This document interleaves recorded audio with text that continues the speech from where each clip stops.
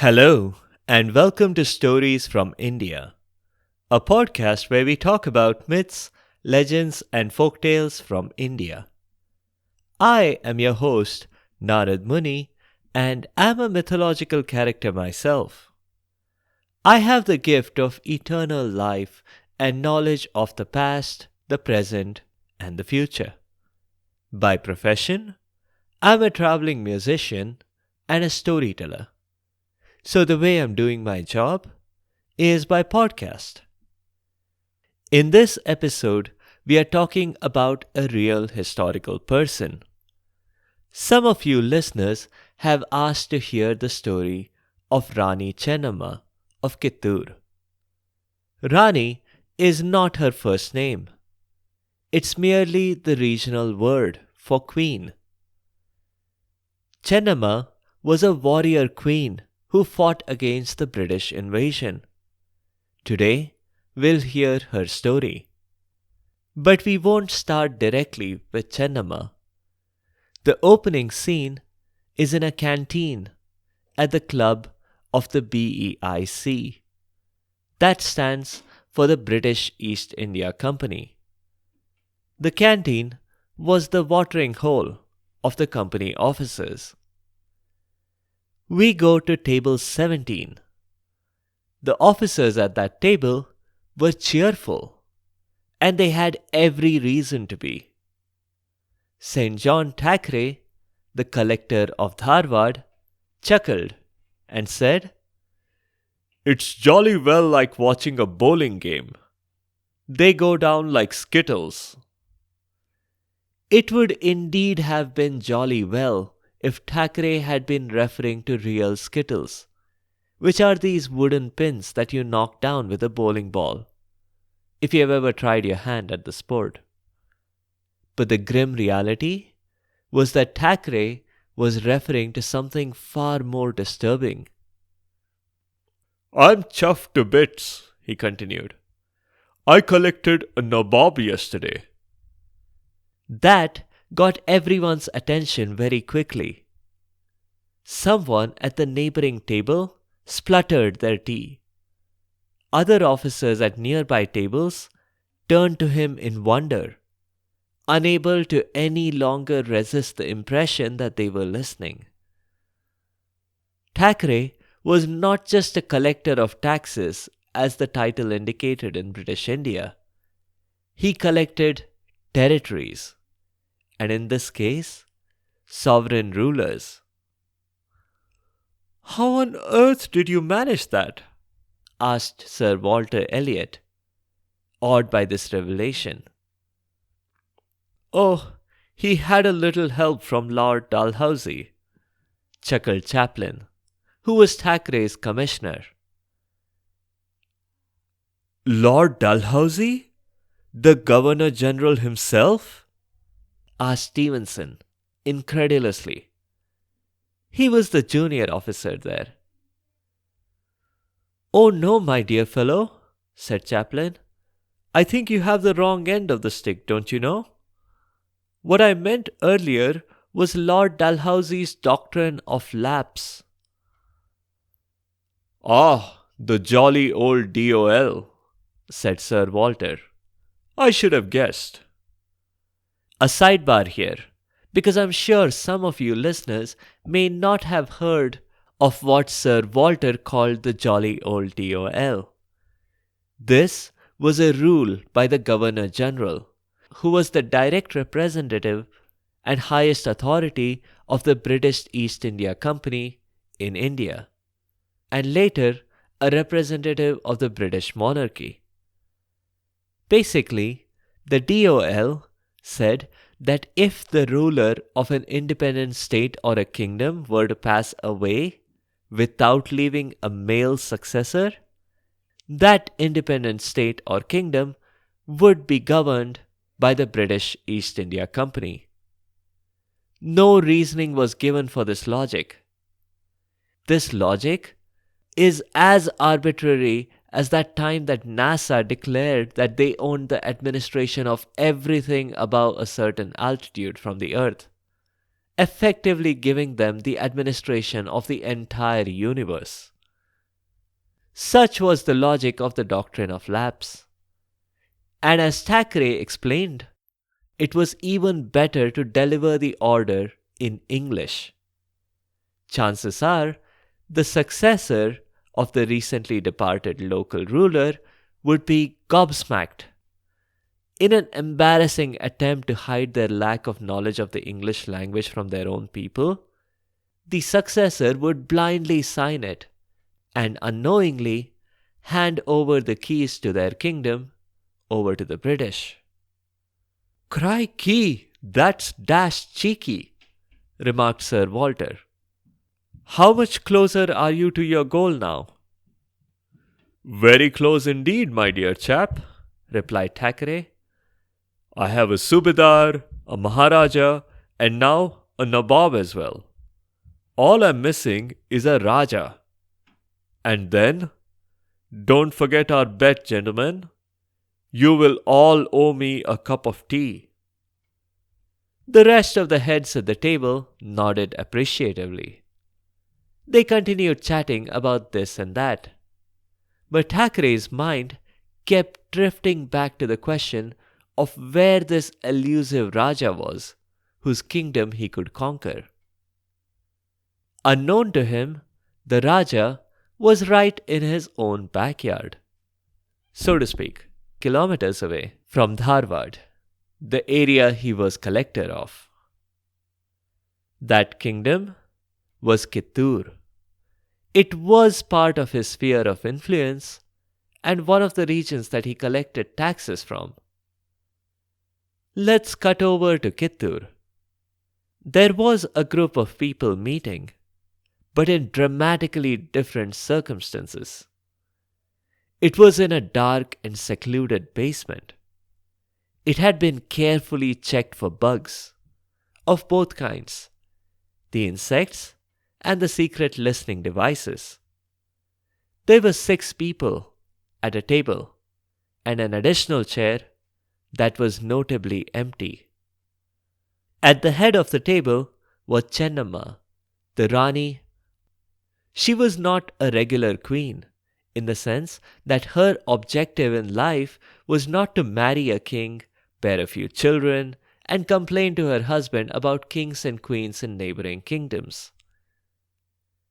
Chennamma called for attention and addressed the group. "I can confirm that the rumors of my husband's demise are all true.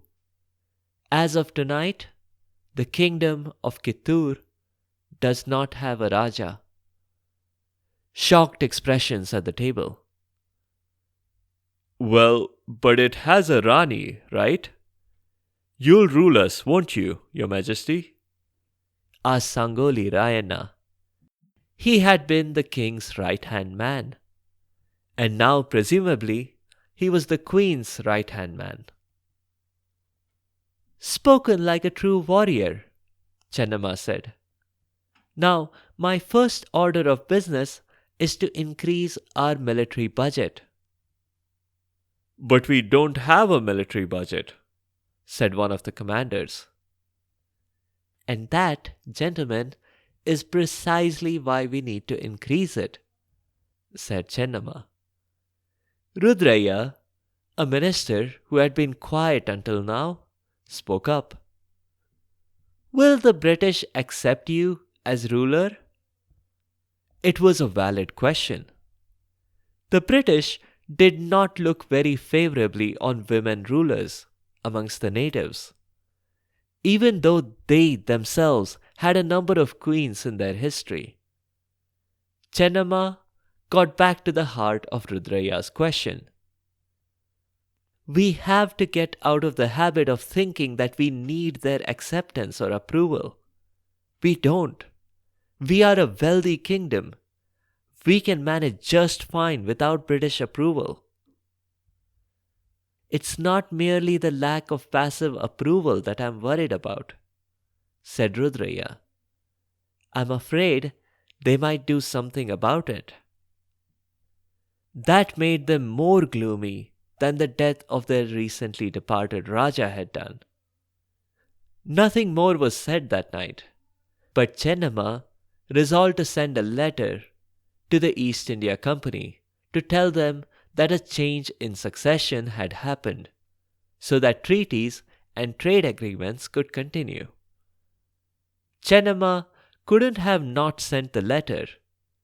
That would be an invitation for confrontation. At least, she was getting the dialogue started.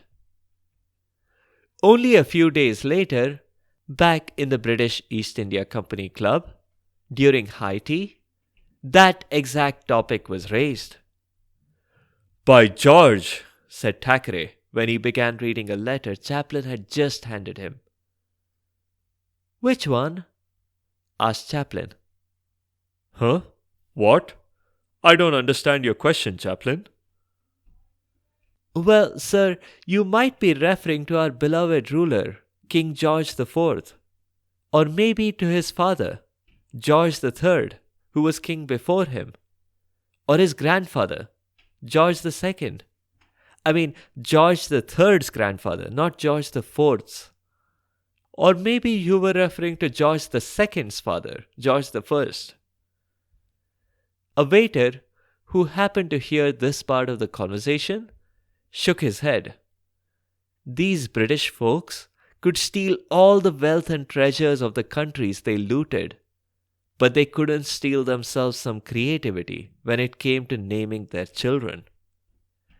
The waiter looked down at the dry bread and marmite he was serving, and added to himself that they couldn't steal themselves any decent recipes either.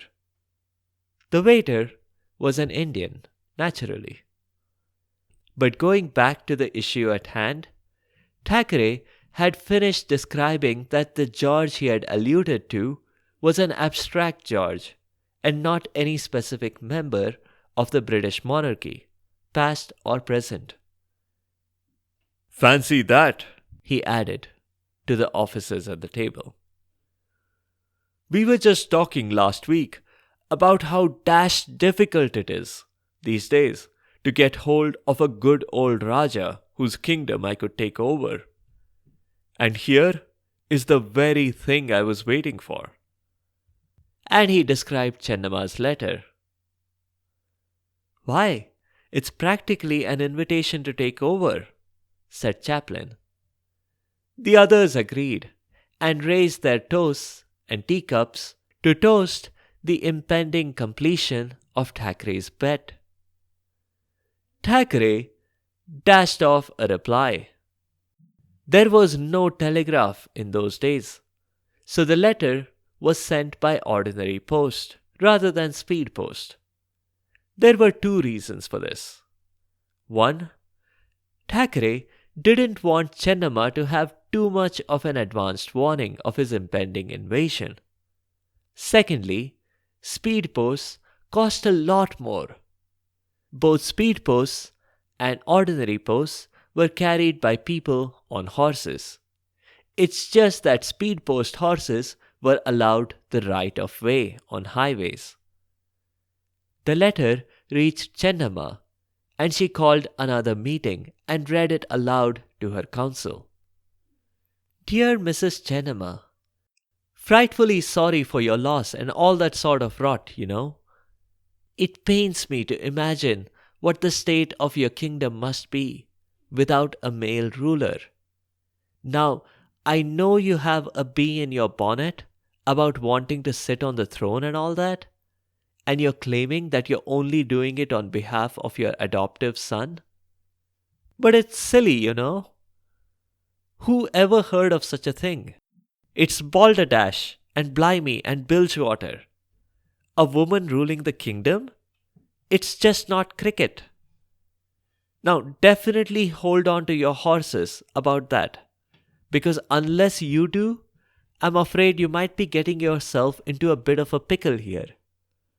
I might tool down to pop in for a spot of tea and a chin wag, and I might bring along a few of my close soldier friends, purely for protection. Cheerio, and catch you soon." "What do you make of all that?" asked the Queen. One minister offered his interpretation. He's afraid and he's sorry and he's in pain, but he's going to come visit for tea and pickle and help you remove the bees in your hat and play cricket with you? Clearly, this minister's talents did not lie in the English language arts. Rudraya laughed mirthlessly. He's coming to take over your kingdom, Your Highness. A few more nods around the table. I think so too, said Chennamma. And judging by the fact that the letter came by ordinary post, he's probably on his way already. It's a good thing I already gave orders to start preparing our weapons. But she was wrong. Thackeray wasn't just on his way. He was already there, and he decided to announce his presence by knocking on the strong, tall doors of the fort with cannonballs. What do you think of our bet now, gentlemen? Thackeray asked his fellow officers. We have over 20,000 troops, and that fort has probably a few thousand at best.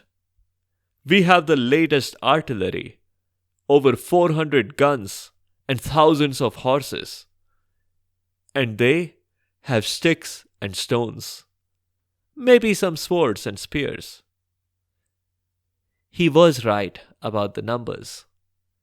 But maybe he should have recognized that Chennamma's army had the high ground here, being inside the fort. And moreover, the stones they had were actually rocks and boulders. It was a brilliant plan. The Kittur fort was positioned in a similar way to most forts.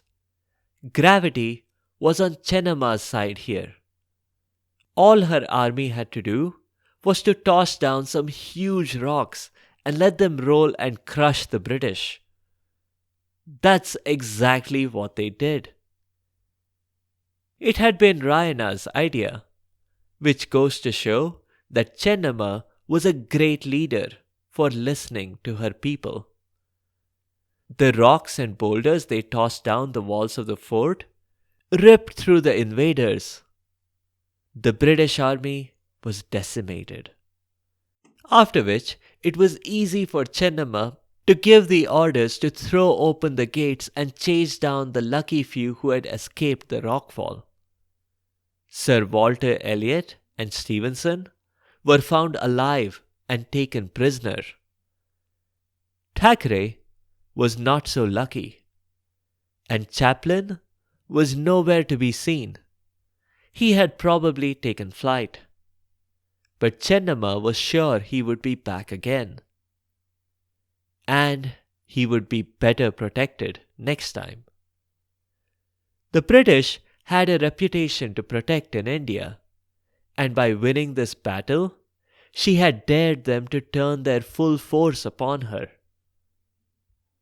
Chennamma wanted peace for her people. She decided she would extend an olive branch. She wrote a letter, and because she wasn't stingy, she sent it by speed post. It was addressed to Chaplin, and the terms were simple. He could have Sir Walter and Stevenson back, but let's stop fighting after that. Chaplin had had the fright of his life when he had seen the boulder rushing towards him. He had managed to get out of the way in the nick of time. But he would not forget that ignominy for a long time. At the same time, he was also not the hot-headed kind who would refuse to deal with someone he perceived as his arch-enemy. So he wrote a letter dripping with the milk of human politeness. Figuratively only. Literally, the letter was dripping with ink. Yes, of course, he would be happy to call off hostilities, and he would be delighted to reunite Sir Walter and Stevenson with their families. He was just going to send someone down to collect the pair, don't you know? Chaplin did send someone, a truce flag bearing, harmless looking official. When this official knocked on the Kittur fortress doors, he used the knuckles of his hands, unlike Thackeray. Promptly, the butler opened the door and even offered him a refreshment while Sir Walter and Stevenson were fetched. The expressions on the faces of the two British prisoners were almost of disappointment. They had been treated very generously by their Indian captors. This was almost a holiday for them. Naturally, they were reluctant to go back to officers' quarters. But they had to. The official took them away and quickly rushed them away from the fortress. "Quick, we have to get out of here before the assault begins," he told the pair. The recent prisoners were surprised that there was an assault after all. Chennamma had given them the impression that there would be a ceasefire. But the assault did come, and in ever greater numbers, as Chaplin sought reinforcements from the nearby region of Solapur. The sub-collector there, Munro, was personally involved in the attack. The position of sub-collector of Solapur wasn't significant by itself, but what was significant was that Munro was the nephew of the governor of the Madras presidency. That bit of nepotism made him a big shot. Chennamma and her council were a little surprised and disappointed by Chaplin's failure to hold up his end of the bargain. But thanks to Rudraya's ever pessimistic advice, they had prepared a bit. This time, the fight was brutal. Munro appeared to have studied the tactics that Chennamma had used in the last battle, and this time he was prepared to have his army march in a way that would quickly get out of the way of large boulders. They were very well prepared against the rolling stones, but not as well prepared against arrows and spears. The soldiers were wearing less heavy armor to allow them to nimbly jump out of the way of boulders, but that made them more vulnerable to arrows and spears. The fight was much less one-sided this time, and Chennamma still won, but narrowly. The people of Kittur celebrated, but Chennamma thought to herself that this was not victory. The shroud of the British Empire had just fallen. Munro was defeated and killed in the battle, even though it had been Chennamma's intention to capture him alive and use the peace-offering tactic again. With a more prominent official like Munro, it might have worked. But now that he was dead, it might cost them the war. But it was too late to cry over spilt milk. They had to prepare for the next assault, and this one was going to be the final round. People in Kittur, except Chennamma, were indeed celebrating. In stark contrast, the mood in the canteen at the British East India Company Club was completely the opposite of what we saw at the beginning of the story. The canteen was full of officers, but there was dead silence. Had you been there, you would have gotten the feeling that even if someone attempted to speak, they might clear their throat a couple of times and then just give up. There was only one reason for this turnaround. That was Chennamma. The lady they had made fun of not long ago had now embarrass these experienced officers. Chaplin decided that he would leave no further stones unturned. He was going to write to Dalhousie himself. A few days later, Dalhousie sat at his desk. He was looking at two letters. One was from Chaplin, requesting reinforcements to fight against this upstart, Chennamma, to preserve the honor and integrity and to effectively render the discharge of the board of directors of the British East India Company's administration in the Indian subcontinent. On the other hand was a letter from Chennamma herself. It was an honest account of what had happened, and it ended with a request to terminate hostilities.